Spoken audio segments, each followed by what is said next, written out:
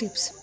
थंडीच्या दिवसामध्ये भाजीपाला स्वस्त असतो, तर अशा वेळेस स्वस्त असलेली मेथीची भाजी आणून भाजीच्या जुड्या स्वच्छ धुवून घेणे. कारण बाजारामध्ये असलेल्या भाजीपाल्यावर धूळ व रस्त्यावरील काही किटाणू भाजीवर बसतात. त्यामुळे भाजी बाजारातून आणल्यावर धुवून घेणे व भाजी एक लाईनमध्ये सुकवण्यास ठेवणे. भाजी पूर्ण सुकल्यावर याची पाने निवडून घेणे व उन्हामध्ये 3 ते 4 दिवस वाळवणे.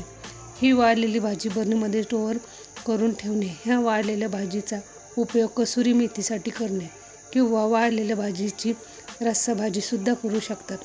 भाजी उन्हामध्ये वाळवल्यास टाकल्यामुळे भाजीचा कलर हिरवा राहत नाही. जर भाजीला कलर हिरवा हवा असेल तर भाजी सावलीमध्ये कडक होईपर्यंत सुकवणे. यामुळे भाजीचा हिरवा कलर टिकून राहतो. ही वाळलेली भाजी कसुरी मेथी म्हणून वापरली जाते. यामुळे कमी खर्चात घरच्या घरी कसुरी मेथी तयार होते.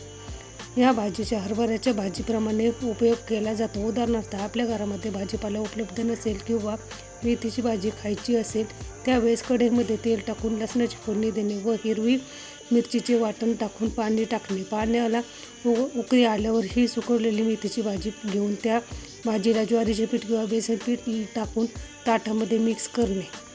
उकळी आलेल्या पाण्यामध्ये टाकून थोडा वेळ शिजवणे व गॅस बंद करणे.